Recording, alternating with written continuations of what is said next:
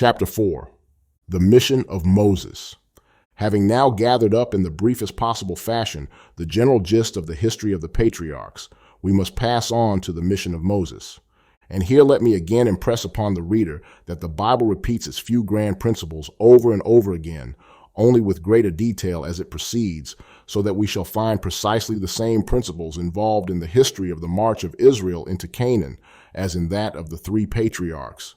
It is the same statement as is contained in the story of Eden and in the tradition of the flood, and we shall find it repeated throughout the Bible under other varieties of form, which admit of more and more specific application of these principles to individual cases.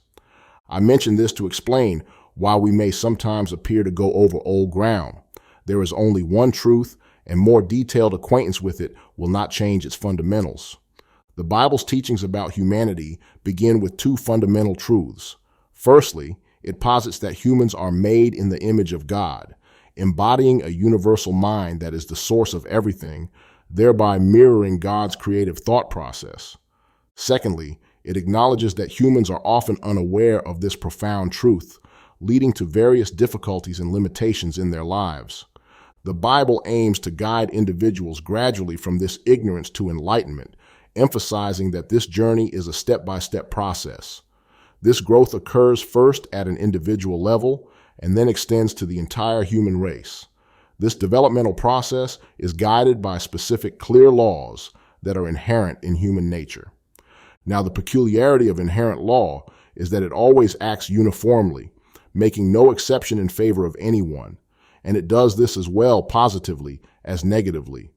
Our ignorance of any law of nature will never exempt us from its operation, and this is as true of ignorant obedience as of ignorant disobedience.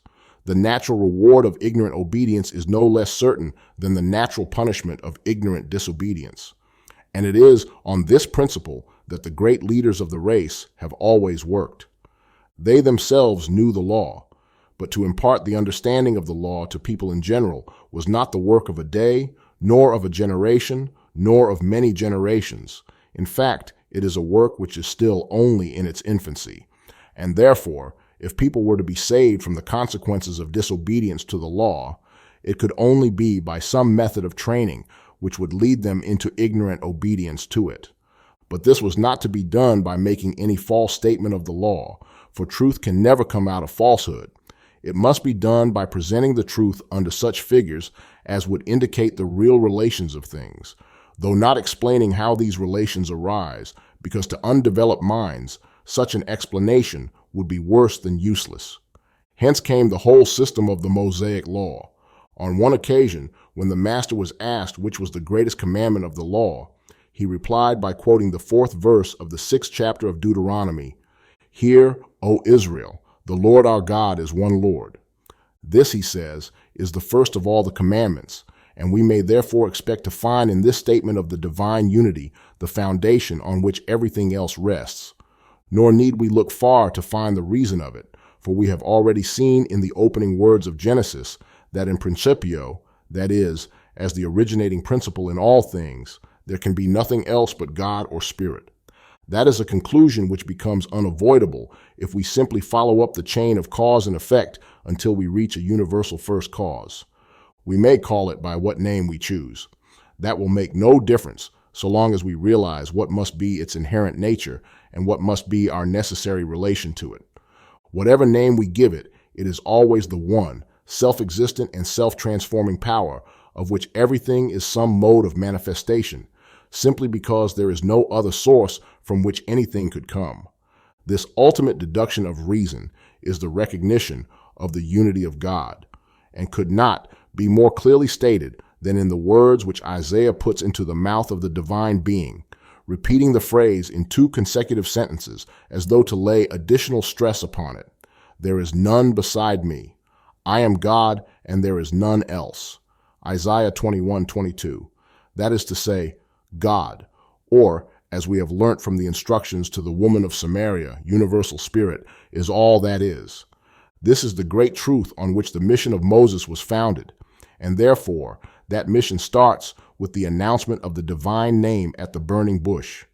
Moses said unto God, "Behold, when I come unto the children of Israel, and shall say unto them, The God of your fathers hath sent me unto you. And they shall say unto me, What is his name? What shall I say unto them? And God said unto Moses, I am that I am. And he said, Thus shalt thou say unto the children of Israel, I am hath sent me unto you. So the name after which Moses inquired turned out to be no name, but the first person singular of the present tense of the verb to be in its indicative mood. It is the announcement of being in the absolute, in that first originating plane of pure spirit where, because the material does not yet exist, there can be no extension in space, and consequently no sequence in time, and where, therefore, in whatever way we may interpret the story of Moses meeting with the divine being at the burning bush, one thing is evident. It indicates the point in his career when it became plain to him that the only possible way for the liberation of mankind was through the universal recognition of that truth, which till now had been the exclusive secret of the sanctuaries. What, then, was the great central truth which was thus announced in this proclamation of the divine name? It has two sides to it. First, that pure spirit is the ultimate essence of all that is, and as a consequence, the all-presence, the all-knowledge, the all-livingness, and the all-lovingness of God. Then, as the corollary of the proposition that spirit is all that is, there must be the converse proposition that all that is spirit. And since for further elucidation, the reader is referred to my Edinburgh lectures on mental science, the only possible mode of being is the consciousness of self-existence without limitation, either of space or time, the realization of the universal here and the everlasting now, the concentration of the all into the point and the expansion of the point into the all. But though this may have been a new announcement to the masses of the Hebrew people, it could have been no new announcement to Moses, for we are told in the Acts that Moses was learned in all the wisdom of the Egyptians, a circumstance which is fully accounted for by his education at the court of Pharaoh, where he would be, as a matter of course, initiated into the deepest mysteries of the Egyptian religion. He must therefore have been familiar from boyhood with the words, I am that I am, which as the inscription, Nukpunuk, appeared upon the walls of every temple, and having received the highest instruction in the land, brought up as the son of Pharaoh's daughter, he must have been well aware of their significance. But this instruction had hitherto been confined to those who had been initiated into the great mysteries of Osiris. Man is included in the all. We are again brought back to the original description of him as the image and likeness of God. But in those days, people had to be educated up to these two great truths, and they have not advanced very far in this education yet. So from the time when Moses' eyes were opened to see in these truths, not a secret to be guarded for his private benefit, but the power which was to expand to the renovation of the world, he realized that it was his mission to set men free by educating them gradually into the true knowledge of the divine name. Then he conceived a great scheme. Modern research has shown us that the knowledge of this great fundamental truth was not confined to Egypt, but formed the ultimate center of all the religions of antiquity. It was that secret in which the supreme initiation of all the highest mysteries culminated. It could not be otherwise, for it was the only ultimate conclusion to which generations of clear-headed thinkers could come. But these were sages, priests, philosophers, men of education and leisure, and this final deduction was beyond the reach of the toiling multitudes, whose whole energies had to be devoted to the earning of their daily bread. Still, it was impossible for these thinkers who had arrived at the great knowledge to pass over the multitudes without allowing them at least a few crumbs from their table. The true recognition of the self must always carry with it the purpose of helping others to acquire it also, but it does not necessarily imply the immediate perception of the best means of doing so, and hence throughout antiquity we find an inner religion, the supreme mysteries, for the initiated few, and an outer religion, for the most part idolatrous, for the people. The people were not to be left without any religion, but they were given a religion which was deemed suited to their gross apprehension of things, and in the hands of lower orders of priests, themselves little, if at all, better instructed than the worshippers. These conceptions often became very gross indeed. Nevertheless, in their first intention, the idols were not without meaning. The cultured Greeks laughed at the Egyptian temples as places where, in the midst of a magnificent edifice, when the sacred curtain of the innermost sanctuary was withdrawn, there was revealed an onion or a cat. Yet here was surely enough to prompt an intelligent person to inquiry. Why did the innermost sanctuary contain no Apollo Belvedere or other marvel unique and worthy to be enshrined, but only one of those wretched animals which disturbed the rest of the Greek traveler newly arrived in Egypt by nocturnal caterwaulings, which must have been a marked feature in cities where pussy held undisputed sway? Or why was the odoriferous onion that lay by tons for sale in the markets here set up upon a pedestal as an object of reverence? Surely there must be some deep significance in elevating such common objects to the central place of mystery. Yes, because in these commonest of common things, there appeared the great central mystery of life more than in the sculptured marble of Phidias or Praxitiles. Thus the Egyptian religion signified, to all who had the nous to penetrate it, the all-presence of the eternal living spirit as the one true object of worship to be found, not only in temples, but in streets and fields, in all places alike. It signified this to those who had the intelligence to lift the veil, and this meant, perhaps, 1 in 10,000 of the population. And as soon as he had penetrated the real meaning, his lips were sealed, for he was admitted to the mysteries. For the rest, the priest had such trivial superficial explanations as those which ages later they sought to palm off upon Herodotus. It was no part of their business to lift the veil of Isis. And so Moses saw the generations toiling on and on in an ignorance which could not but have disastrous consequences sooner or later. Under the paternal rule of a truly illuminated priesthood, such a relation between the inner and the outer religion might be employed to maintain a condition of peaceful well-being for the masses during their intellectual infancy. But he saw that this state of things could not go on indefinitely. With a general advance in intelligence must come a general disposition to question the outward forms of religion, while yet this general advance fell very far short of that fuller development whim, in solitary instances led the individual to grasp the meaning of the inner truth. Then, when to any nation comes the ridicule of all it has hitherto held sacred, because it has never learnt the eternal truth itself, but has placed its faith in forms and ceremonies and traditions, which, useful in their day and generation, should have been unfolded to meet growing intelligence. When this condition of the national mind supervenes, woe to that nation, for it is left without God and without hope, and by the inevitable law of nature on the plane of mind, it cannot but bring upon itself dire calamity. From the standpoint of the governed, this benign paternal government could not go on forever, and equally so from that of the rulers. What guarantee was there of a perpetual succession of priests, illuminated not only in head, but also in heart? Egypt was old when Moses was a youth, and the signs of decadence were not wanting. For the cruel oppression of the Israelites, whom 4 centuries of naturalization should have placed on equality with their fellow subjects, was the very reverse of all that was truest in the inner teaching of the Egyptian temples. It was the index of practical atheism. The science of the temples continued, but it had reached the bifurcation of the way, and it had taken the left-hand path. And if this was the case in Egypt, which led the van of civilization, what was to be expected from the rest of the world?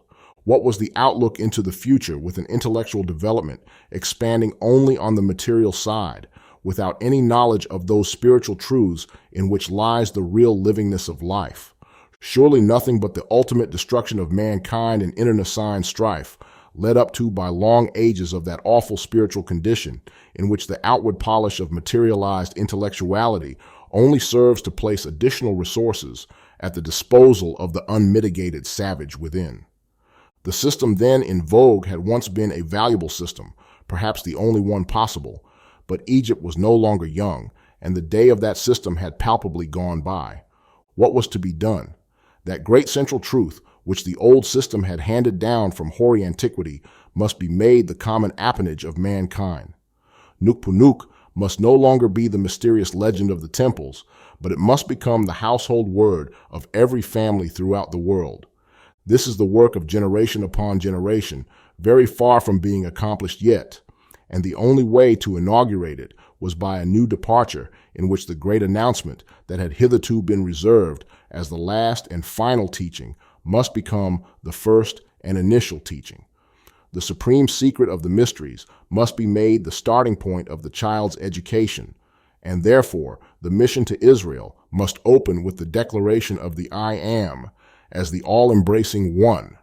A sentence consists of a subject, copula, and predicate, but in the announcement of the divine name made to Moses, there is no predicate. The reason is that to predicate anything of a subject implies some special aspect of it, and thus by implication limits it, however extensive the predicate may be.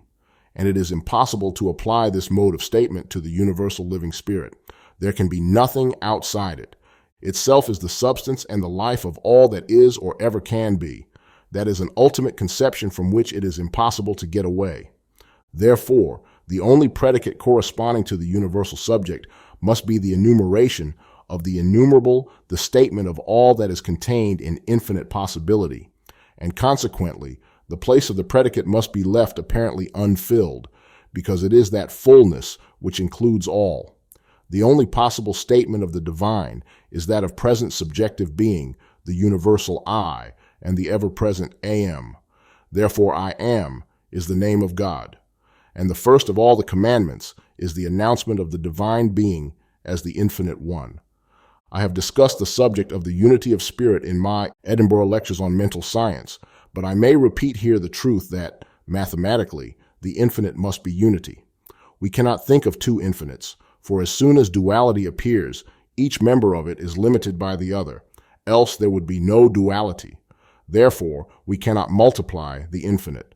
Similarly, we cannot divide it, for division again implies multiplicity, or numbers, and though these may be conceived of as existing relatively to each other within the infinite, the very relation between them establishes limits where one begins and the other ends, and thus we are no longer dealing with the infinite.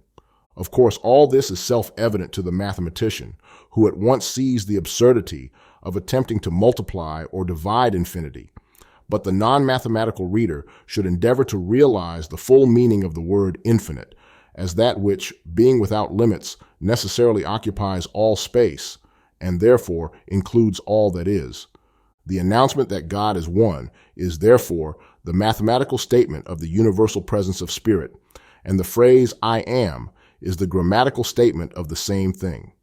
And because the universal spirit is the universal life itself, over all, through all, and in all, there is yet a third statement of it, which is its living statement, the reproduction of it in the man himself. And these three statements are one, and cannot be separated. Each implies the two others, like the three sides of an equilateral triangle, and therefore the first of all the commandments is that we shall recognize the one. As numerically all other numbers are developed from unity, so all the possibilities of ever-expanding life are developed from the all-including unit of being, and therefore, in this commandment, we find the root of our future growth to all eternity. This is why both Moses and Jesus assigned to it the supreme place. And here let me point out the intimate relation between the teaching of Jesus and the teaching of Moses. They are the two great figures of the Bible. As the Old Testament centers round the one, so the New Testament centers round the other. Each appeals to the other. Moses says, "Of thy brethren shall the Lord thy God raise up a prophet like unto me." The prophet that was to come should duplicate Moses. And when that prophet came, he said, "If they hear not Moses and the prophets, neither will they be persuaded, though one rose from the dead." Each is the complement of the other.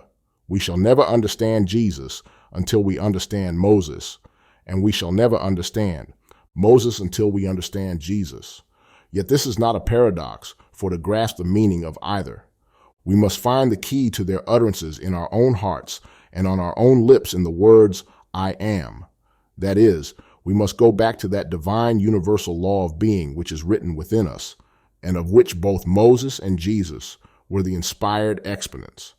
The mission of Moses, then, was to build up a nationality which should be independent both of time and country, and which should derive its solidarity from its recognition of the principle of the one. Its national being must be based upon its expanding realization of the great central truth, and to the guarding and developing of that truth, this nation must be consecrated. And in the enslaved but not subdued children of the desert, the children of Israel, Moses found ready to hand the material which he needed. For these erewhile wanderers had brought with them a simple monotheistic creed, a belief in the God of Abraham, Isaac, and Jacob, which, vaguely though it might be, already touched the threshold of the sacred mystery, and 400 years of residence in Egypt had not extinguished, however, it may have obscured, the great tradition. Here, then, Moses found the nucleus for the nationality he designed to found, and so he led forth the people in that great symbolic march through the wilderness whose story is told in the Exodus.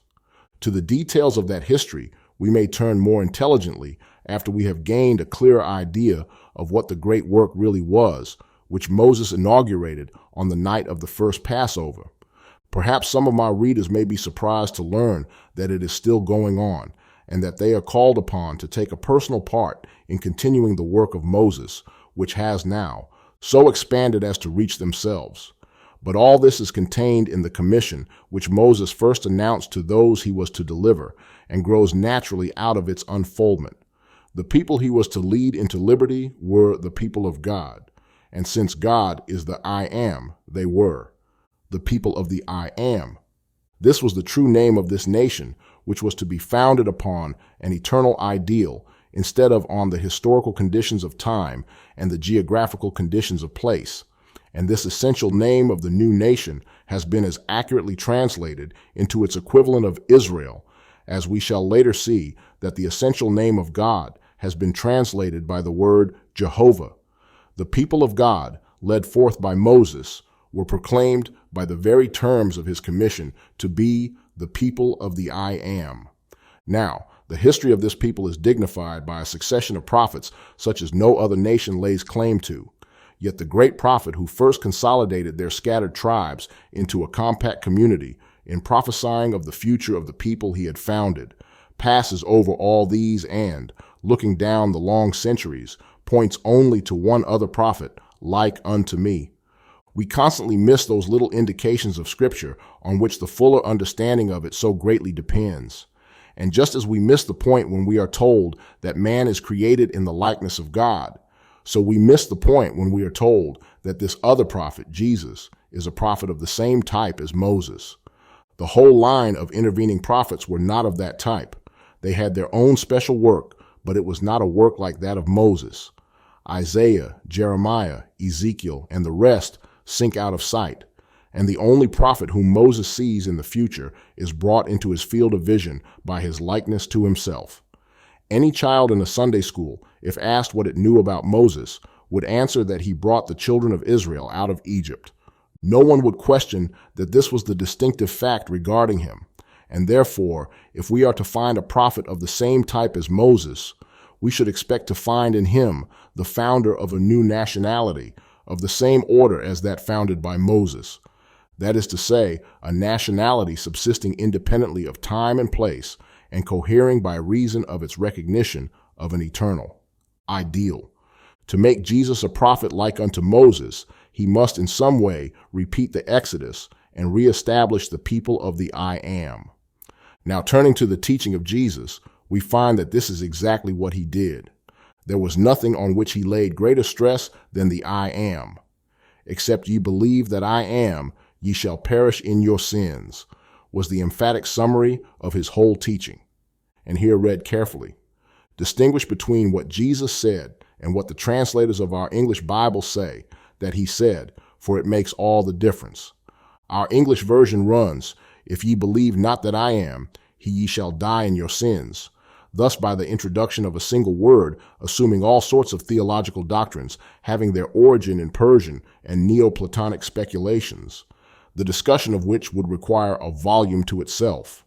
Not false doctrines, but great truths are presented in such infantile notions as to convey the most limiting conception of ideals whose vitality consists in their transcending all limitations. Thus, both as theologians and grammarians, the translators of the authorized version felt the want of a predicate to complete the words, I am, and so they added the words, he. but faithful according to their light, they were careful to draw attention to the fact that there was no he in the original, and therefore that word is printed in italics to show that it was supplied by the translators. And the Revised Version carefully notes this fact in the margin. In the parallel case of the announcement to Moses at the burning bush, the translators did not attempt to introduce any predicate. They felt what I have pointed out, that no predicate could be sufficiently extensive to define infinite being. But here, supposing that Jesus was speaking of himself personally, they thought it necessary to introduce a word which should limit his statement accordingly.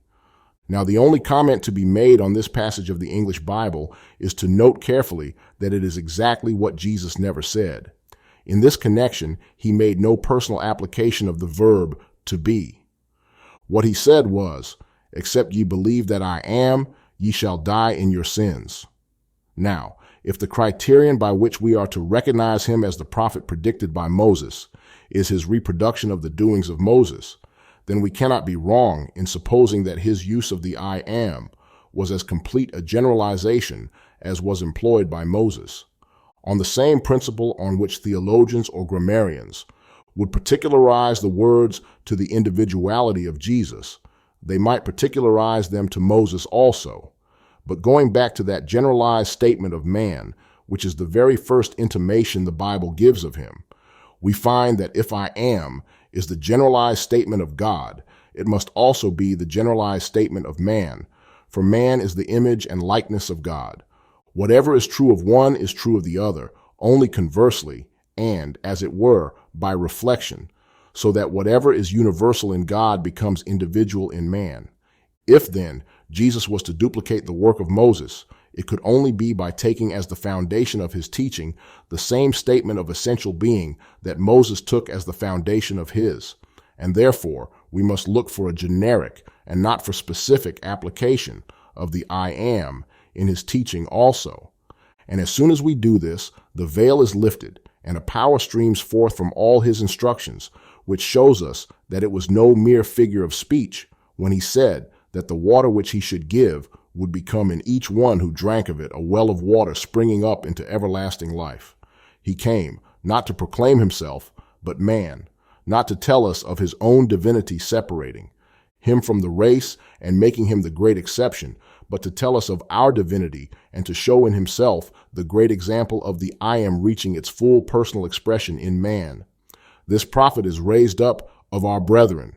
He is one of ourselves, and therefore, he said, the disciple, when he is perfected, shall be as his master. It is the universal I am reproducing itself in the individuality of man that Jesus would have us believe in. He is preaching nothing but the same old truth with which the Bible begins, that man is the image and likeness of God. He says in effect, make this recognition the center of your life, and you have tapped the source of everlasting life, but refuse to believe it, and you will die in your sins. Why? As a divine vengeance upon you for daring to question a theological formulary to which some narrow-minded ecclesiastic applies the words of the Vincentian canon, quod semper, quod ubique, quod ab omnibus, when his formulary has never even been heard of outside such limits as both historically and geographically give the lie direct to his assertion of always, everywhere, and by all men. Certainly not. Truth has a surer foundation than forms of words. It is deep down in the foundations of being, and it is the failure to realize this truth of being in ourselves that is the refusal to believe in the I am, which must necessarily cause us to perish in our sins. It is not a theological vengeance, but the law of nature. Let us inquire then what this law is. It is the great law that, to live at all, we must primarily live in ourselves. No one can live for us. We can never get away from being the center of our own world. Or, in scientific language, our life is essentially subjective. There could be no objective life without a subjective entity to receive the perceptions which the objective faculties convey to it.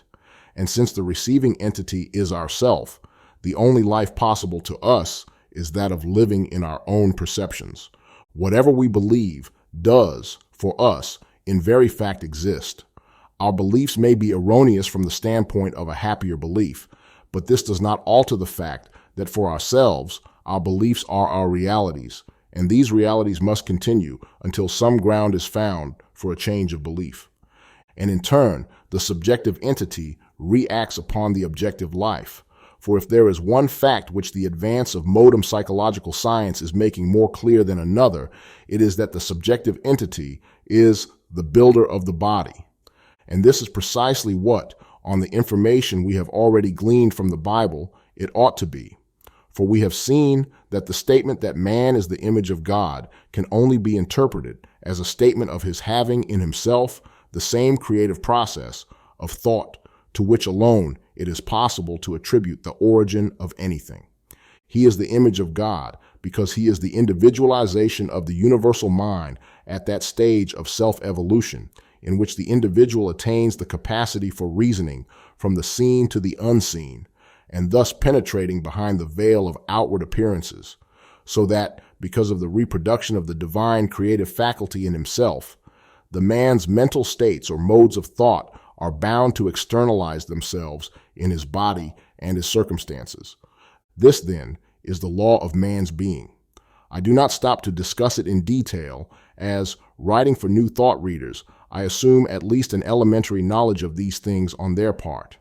And accordingly, this being the law, we see that the more closely our conception of ourselves approximates to a broad generalization of the factors which go to make human personality, rather than that narrow conception which limits our notion of ourselves to certain particular relations that have gathered around us, the more fully we shall externalize this idea of ourselves.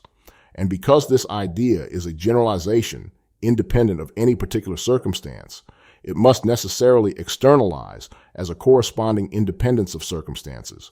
In other words, it must result in a control over conditions, whether of body or environment, proportioned to the completeness of our generalization. The more perfect the generalization, the more perfect the corresponding control over conditions, and therefore to attain the most complete control, which means the most perfect liberty, we need to conceive of ourselves as embodying the idea of the most perfect generalization. But complete generalization is only another expression for infinitude, and therefore we have again reached the point where it becomes impossible to attach any predicate to the verb to be.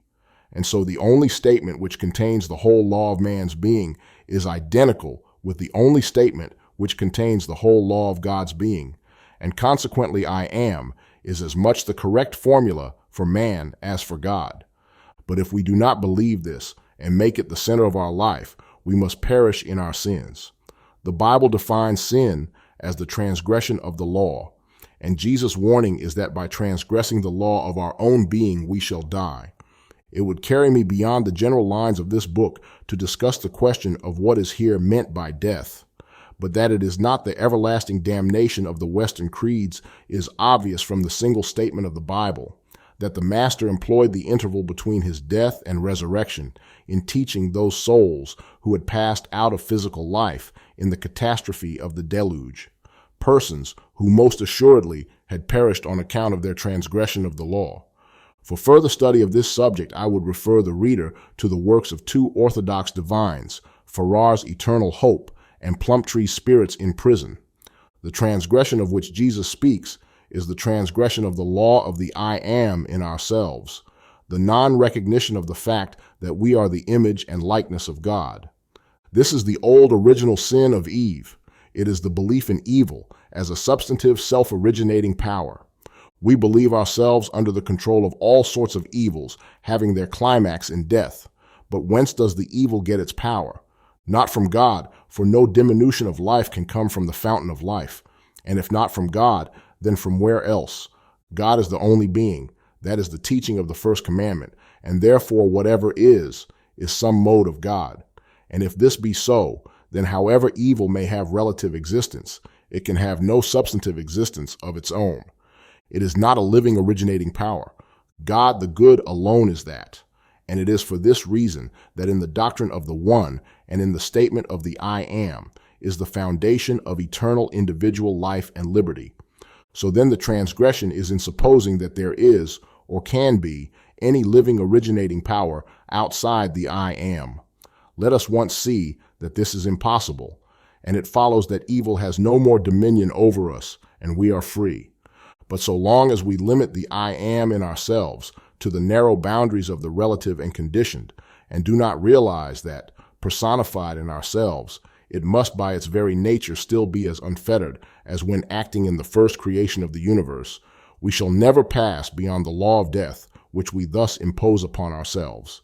In this way, then, Jesus proved himself to be the prophet of whom Moses had spoken. He made the recognition of the I am the sole foundation of his work.